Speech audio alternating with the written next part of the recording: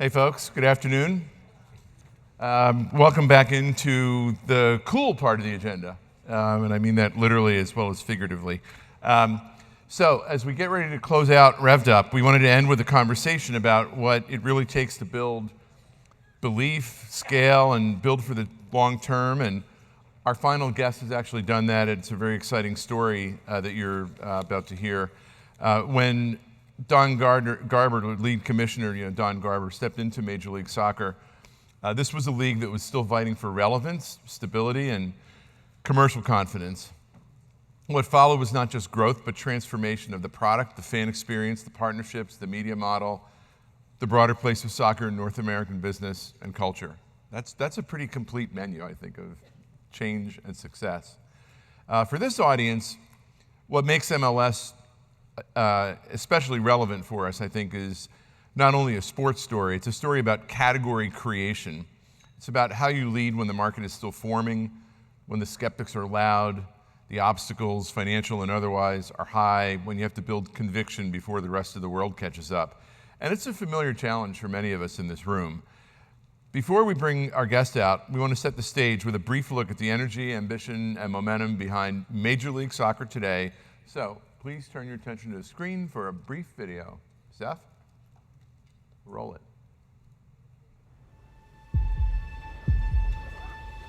They say the world's game is played everywhere. This is how we play it here. Every weekend across North America.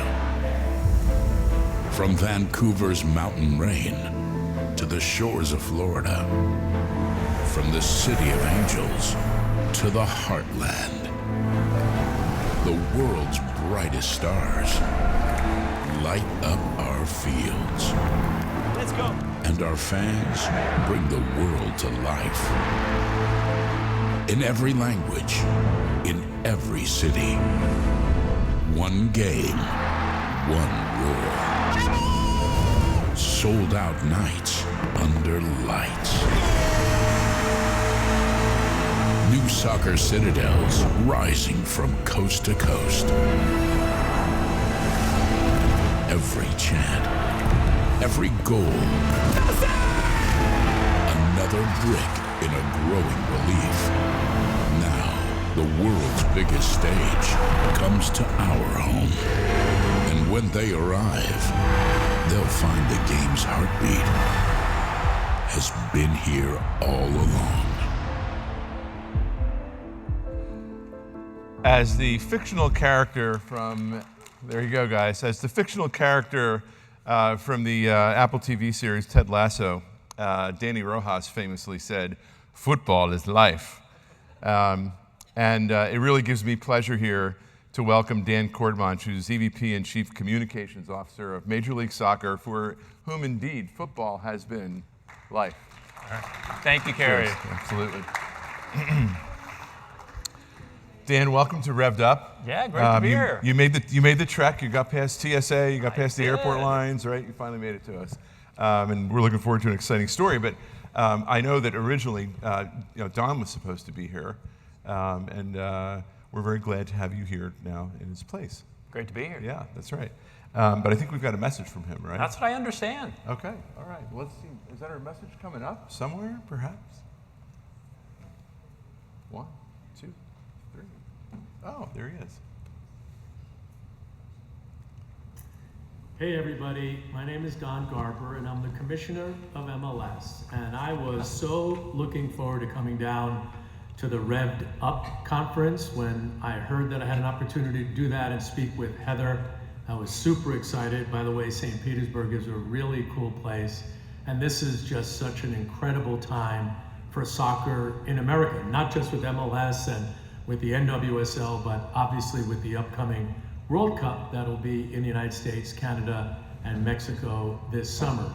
But I have, unfortunately, have to spend some time here in New York City. The good news is we're building a new stadium. It's taken us almost 20 years to get it over the finish line. The bad news is that based on the attendance and schedule of a newly elected politician, his visit and our ceremony is taking place the day of the conference, so I've had to cancel. That's the bad news. The good news is you'll have the benefit of listening to our crack communications head, Dan Courtemanche, who's been with the league for decades and decades, way smarter and way more articulate than I am. So hopefully you'll have some fun. Hope the conference went well, and please accept my apologies for not being able to attend. Well, we could certainly take a shot and blame it at the mayor, but on the other hand, you know, we all understand business is business and football is life, right? There you go. But we're very glad to have you here. And you know, I was actually thinking, we were talking backstage about my ground level view of the progression of MLS, you know, which happens to be, you know, because I live in the shadow of Foxborough Stadium, where the Revolution play, and I've noticed, you know, progressively over 25 years, the increase in traffic and the increase in participation, you know, particularly making the comparison to what happens on Patriots game day versus Revs. And there are days when I go by and, you know, MLS is blowing away, you know, the Patriots in the heart of New England, which is just, that alone, I think, consider that an anecdotal achievement. We love hearing that. Yeah.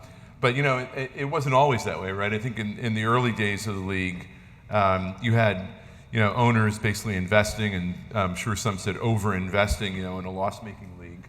And, you know, I think we're wondering, how, you know, did you convince them that, you know, MLS, essentially soccer in America, was going to be a platform bet, not just a patronage?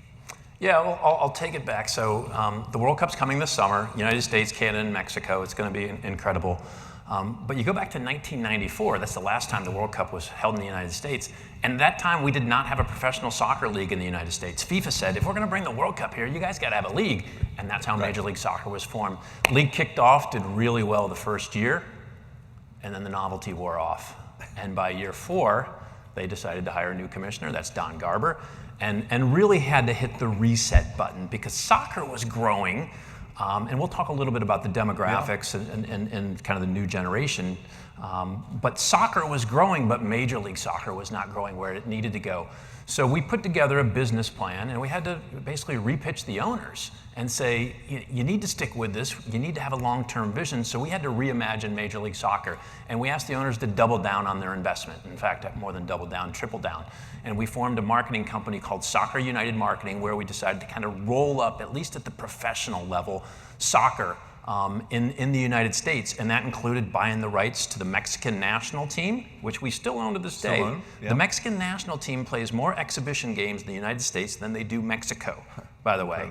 And our company puts on all those games. It's great business, again, reaching a really, really unique audience that's attractive to you know, current potential sponsors. We also manage international tournaments. We did a deal to broadcast the World Cup on ESPN because the World Cup FIFA had not solidified their TV rights in English language. So we rolled all that up, and then we said, in addition to making that type of investment, you need to double down on stadiums. We had one stadium built for a Major League Soccer club. That was in Columbus, Ohio. We now have 26 stadiums built for Major League Soccer clubs, and we have 4 more on the way. April 4th, we'll have a new one in Miami, so when you fly into Miami the next time, right next to the airport, you'll see a big stadium. That's where Lionel Messi and Inter Miami play. And we had to put together that plan, and we had to get them to buy into it. And 2 of the owners dropped out, and we were down to 10 teams. I was going to say, 3 owners. Right, so 3. So they were. That's a lot of financing that I hear of stadiums, right? Of marketing. So, how many owners at the end of the day were involved in financing that part of the at that point in time? We were down to 3 owners. Yep. One was Lamar Hunt, right? The Hunt family. They own the Kansas City Chiefs. Clark Hunt, who's now the chairman of the Chiefs, actually played college soccer. He's a big soccer guy. We had the Kraft family, right, where you live in New England. They own the Patriots. They also own the New England Revolution. And we had Phil Anschutz. And Phil Anschutz at one time owned 6 of the 10 Major League Soccer clubs. We have 30 clubs, by the way, now. The league's grown a little bit since the early 2000s. And there's a reason why Phil Anschutz's name is on the MLS Cup trophy. Yeah. It's actually, you know, it's an amazing business story. And I heard you refer to it as the company, too. And I don't know if that was, you know, a slip or intentional versus, you know, the league, right? Your structure is is different, I think, than most of us who are familiar with other professional sports. Is that right? Yeah, other professional sports are formed as franchises.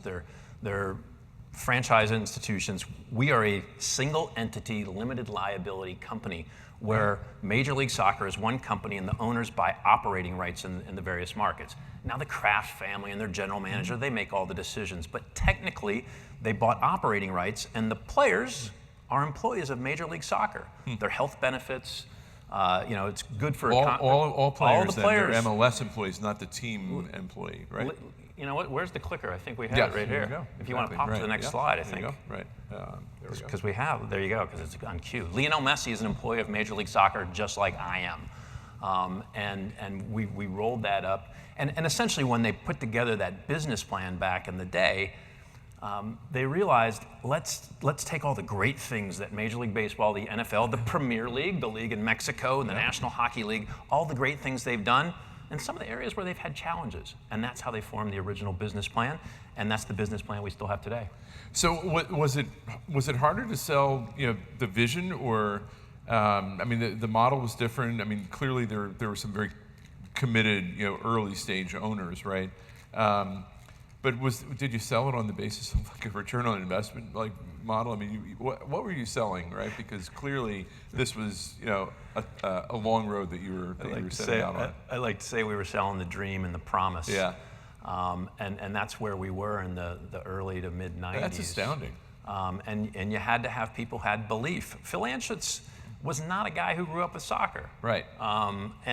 But his kids did. Yeah. And he went to the 1994 World Cup and said, I see something here. And he's a guy who, in theory, sees around corners, and in this case he did, but he had to weather the storm there for a while. So now, with as an LLC, I mean, you're functioning as a company, right, as a for-profit entity. Is there anything about that structure that you would look at now that the league has been so successful and say, okay, now there's a constraint that we have, versus the way that the other leagues operate? 100%. And the great thing about it is when you have a collection of owners, they can make decisions together along the way and evolve and modify the business. So in 2006, we did a lot of fan research and found out we needed more international stars in our league. Well, we didn't really have the mechanism to bring in the top stars, so we formed something called the designated player rule. And who was the first designated player? David Beckham. Right. He's a guy that everybody knows, Yeah. certainly. And then we've evolved along the way all different areas of our business, including just a couple of years ago, some of our clubs said, you know what, the formula for sharing ticket revenue, our clubs shared 33% of the ticketing revenue from their games. Right. With the collective whole, 67% they kept. And they said, you know what, we need to inspire clubs a little bit more on the local side, so now it's 90% goes to the club, Wow. and 10% goes to the league collective. Wow. So along the way, modifications have taken place. So the original single entity business concept is great, and it's the foundation for the success that we've seen and will hopefully see in the future. But like any business, we had to modify along the way. So you feel like it's helped you to make decisions faster in a way that are like in the collective self-interest, of the league, right? Most definitely. Yeah. There are certain aspects of our business due to the business model and structure that, yes, the owners are working together, but they're moving together versus in other leagues. They've had instances where an owner wanted to do something, he kind of went rogue.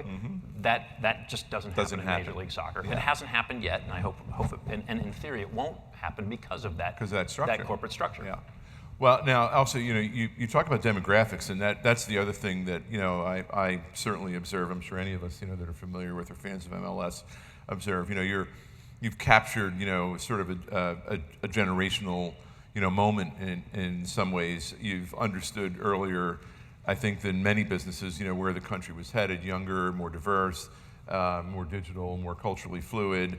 How much of that understanding came out of the gut intuition, that you had as owners, versus, okay, this is like a data-driven, cycle and phenomena that we're seeing, and we're going to lean into that? Well, recently, all data-driven. Right.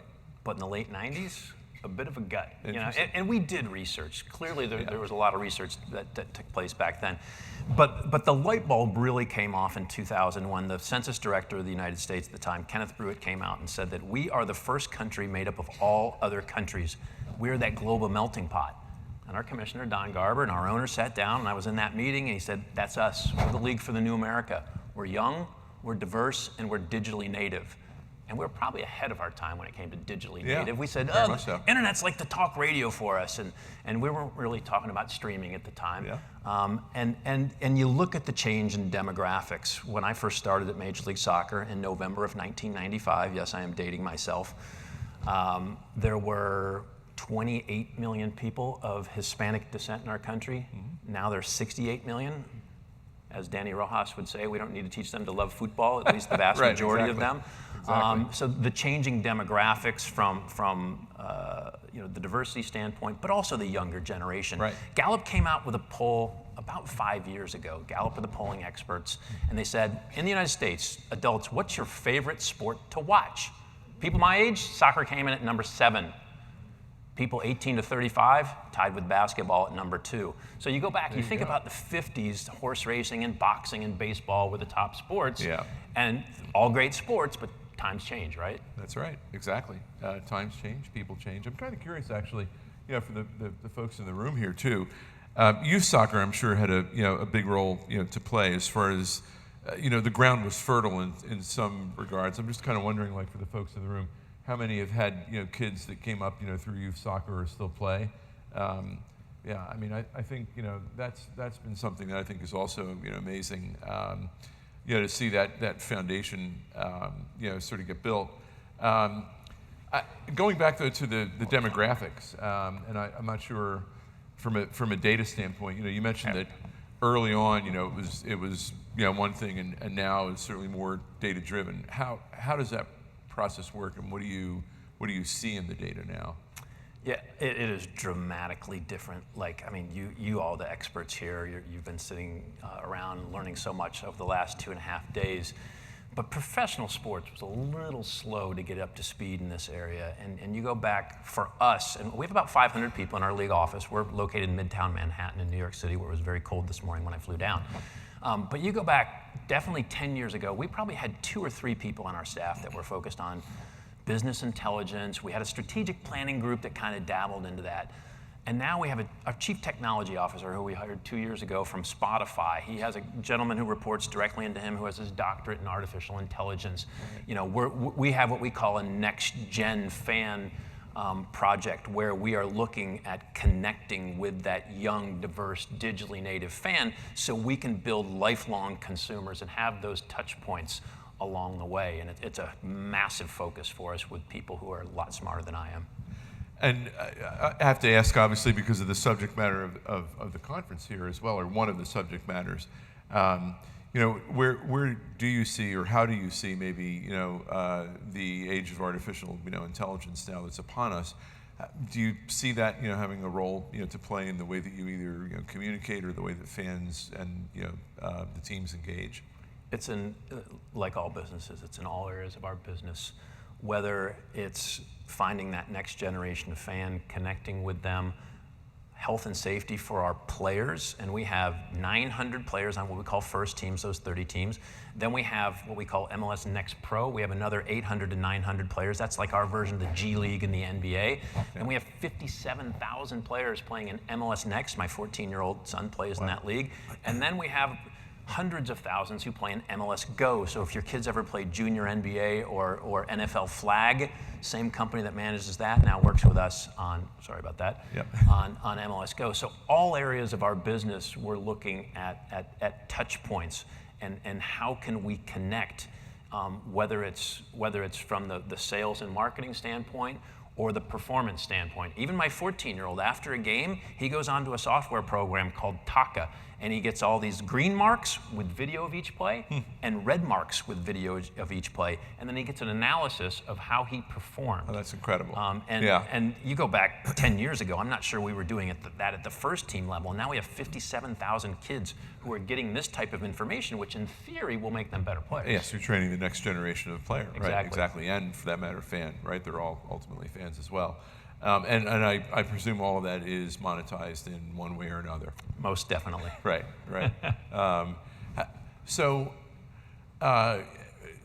Thinking about it maybe in revenue terms, right? so you've got the tickets basically, and ticket sales and live attendance, right, as one income stream. But for those other income streams, whether it's streaming or something of this nature, what's the balance of those revenues in the organization? Yeah, so for professional sports, media is generally going to be number one. In our case, we have a global partnership with Apple where we're in 107 countries. It's a streaming service. We also have a linear deal with Fox. So if you want to watch your national game of the week on Fox Sports or Big Fox Network, that takes place each weekend. And then you're looking at corporate sponsorships, whether it's Audi, Adidas, Home Depot, et cetera. You're looking at ticket sales, you're looking at consumer products, and then a number of other ways that we're generating revenues. But those are kind of the big buckets. And for us, again, goes back to young, diverse, and digitally native. If we go back a few years ago, 6 years ago now, we were looking at our new media deal and we were saying, what can we do to think differently? Right. We were with ESPN, Fox, and Univision, the traditional media deal that you would assume. We rolled up all of our clubs and said we want local, we want regional, we want national and international, linear and streaming, all to expire at the same time. So we can go to market for someone like Amazon or Apple or ESPN. Now, we did talk to Netflix, and they said, oh, we're never getting into live sports. Yeah, guess what? Guess what they're doing on Christmas Day now, and guess what? They're going to have so many different live sports. Great for them. It's good for the sports business. But again, research told us at the time, we were like, oh, are we getting in a little too early with Apple and going what was essentially all in on streaming? Although again, we still have the linear deal with Fox. But 83% of soccer fans said we're consuming soccer on a weekly basis on streaming platforms. So it was really a no-brainer. So it was a no-brainer, and the model for that deal, the Apple deal, I mean, I think that was that was a bet on structure, control. I mean, clearly leaning into fan preference, fan experience. Any lessons there about reach or price or friction? I mean, anything there that might be particularly of interest for our audience here. How long do we have? Right. The great thing about Apple is, and I think everybody would agree, whether you're Samsung or Apple or whatever with your smartphone, but Apple is best in class when it comes to customer service and innovation.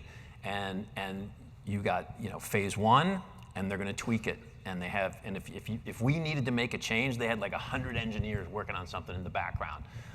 And again, ESPN and Fox, they were wonderful partners. We're still partners with Fox, but we would meet with them quarterly. Yeah. We have 5 different groups that meet with us at least once, if not twice a week from Apple. And we're in year 4 of our partnership. That's how engaged they are. We have engagement on Apple Fitness, Apple Maps, Apple Music, all different aspects. When you go on your TV and you see some of those ads pop up, it's usually a partner of Apple. Now it's done through an algorithm, and if they notice that you're an NFL fan, you're going to see more football. If they notice you're a soccer fan, you might see Lionel Messi pop up as part of your ad saying, watch the MLS game this weekend. But that's been the great thing in a partnership with Apple, because they're always thinking customer first. And then you evolve. We were on a direct-to-consumer service called MLS Season Pass, where it was an annual fee. And last year, we collectively decided with Apple, we said, we're going to go away from that, and we're going to bring it to the broader Apple TV platform. So now you got Severance, you got Ted Lasso, and you got Major League Soccer and Messi sitting right next to each other. Those programs. Out of just from a scale standpoint, how big was that deal? What does that represent to the league in terms of revenues? Is that public information, or would you be breaking news if I asked you to break news? It's in the billions. Yes. Okay. And you can Google it. If I said everything's on the record these days, so I'd get in trouble with Apple if I started commenting about financials. Fair enough. Right. But it's the largest revenue stream for Major League Soccer. Right. Ticketing and sponsorships aren't far behind. That's fantastic. I wonder, what's the end point on that deal as well? 2029. 2029. So, yeah. And is it the same cycle now where you've got all of your deals are sort of cycled? Everything maximum will be synced leverage. Up again. Yeah. Brilliant. I think from a negotiating strategy. And who knows what the media landscape will look like in 2029? We're all trying to see ahead, and we're all trying to get ahead, but it changes so much every day. But that fan base, and I think again, that generational trend that you're leaning into, and the data that you must now be generating with all the digital tools that you have and the feedback, I'm sure that's giving you great insight into, like where is that community and where is that base, where's that target that you got to hit, and keep hitting every week, 100%. every season. Because at some point you're getting the appropriate scale, and then you get the demo and you get those insights, and then as we go to market in a few years, scale is important. Yep. But the advertisers also want the demo, and that's been key for us because we have the youngest fan base in professional sports, and we have the most diverse fan base in professional sports, and a lot of corporate entities are trying to reach those consumers where they might not necessarily get that type of connection with a more traditional sports league. And I'm a big fan of those sports leagues, but they do have different audiences. Yeah, very much so, right? So, big bets made early on. I mean, there's still big bets, that are being made, right? But certainly, the league is profitable now, right? Immensely. The clubs can be profitable. The clubs can be, right? Yes, okay. Because you got to look at it from an investment standpoint. We were talking backstage. Joe Mansueto is the founder of Morningstar Funds. He owns our team in Chicago. 2 years ago, they opened up a new training center. It cost $115 million, privately funded in downtown Chicago. In 2 years, they'll be opening a new stadium in downtown Chicago, about $800 million. If Joe elects to not make those type of investments, he's probably going to be profitable a little bit more quickly. Yeah. But they're going to be, again, you got to think strategic and long-term big picture, and we're fortunate we have many owners who think like that. Right. Yeah, truly, I think it's truly inspiring. And by the way, too, I'm personally waiting to see, what happens with that new stadium we talked about that's going to be, built out in Everett. Yeah. Can't wait for Everett is Boston, right across from Charleston. It's Everett. You can see the TD Center from where they're going to build. That's true. So if you're a Celtics fan, you would know that's very close. Yeah. But we have a new stadium coming in Miami, April 4th. Then we have New York City FC right next to Citi Field. If you're a Mets fan, you can literally hit a pitching wedge out of right field. That'll open in 2027, Chicago 28, and then Boston either 29 or 2030. So I know our time has been cut a little bit short here, and by the way, folks, Dan's kind enough to join us, but is going to be trying to make a flight back. But I'm kind of curious, also, just from a personal perspective. I mean, I was quipping, obviously, but maybe not, right, off the stage about football is life, and I did notice in your background that you went back to the very earliest, almost the earliest days of the league. But even before that, there was another league that you were a part of, right? If I'm not mistaken. So you've spent, 35 plus? 34 seasons in professional soccer. Right. 2 indoor leagues, 1 women's league, Mia Hamm, Brandy Chastain, Julie Foudy. I worked with all of them back in the day. And then 28 seasons at Major League Soccer. I do have to say, before we wrap up, when it comes to Ted Lasso, I was at this first game for LAFC. They played a month ago in Los Angeles at the Coliseum. They usually play in their soccer stadium, but they decided to go bigger at the Coliseum as Inter Miami came to town. And Brendan Hunt, who was Coach Beard on Ted Lasso, was a season ticket holder, and he was at the game wearing a black and gold striped metallic jacket as he was watching the game with Will Ferrell, who's part owner of LAFC there. So I had to get my Ted Lasso reference. Actually, that's pretty cool. And a Will Ferrell guy. reference, too, at the same time, right? Not bad, right?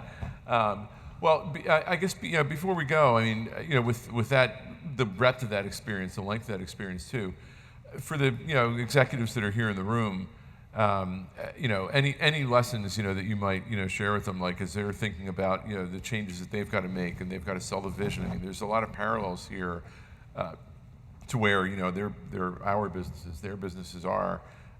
Any advice you'd give them about the hard choices to make and maybe some things to avoid? Yeah, and it's really the advice from our owners who've been key.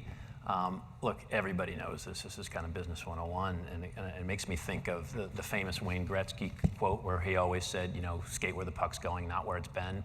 And I mentioned Phil Anschutz. He's a guy who they say can see around corners. Like, how can you do that? You're going to use data, you're going to use insights, you're going to use artificial intelligence, but you're also going to use judgment and your gut to a degree. And we've been able to do that, and we haven't hit a home run, baseball analogy, in all areas, but learn how to adapt, learn how to move forward, and then stay committed. And we're fortunate. I said we were down to 3 owners for 10 teams at one point in time. And thank goodness those gentlemen and their families decided to stay committed to a vision that has worked out. Because the last thing I have, this is the U.S. national team here. June 12th, Los Angeles, U.S. national team has Paraguay opening the World Cup, and it's going to light up up this country. 104 games over a one-month period. The president of FIFA said it's going to be like 104 Super Bowls, and it's going to be a lot of fun. So it's the fact that we kind of, the circle of life started in '94 with the World Cup. MLS starts in '96, and then 30 years later we've got the World Cup. Here we go. We got the World Cup again. It's a fun time for our business. That's great. That's great, and we're all looking forward to it. And we're so glad that you could join us here. How about a round of applause here? Yeah, great to be here. Thank you. Thank you. Thank you. I really appreciate it. Let's grab a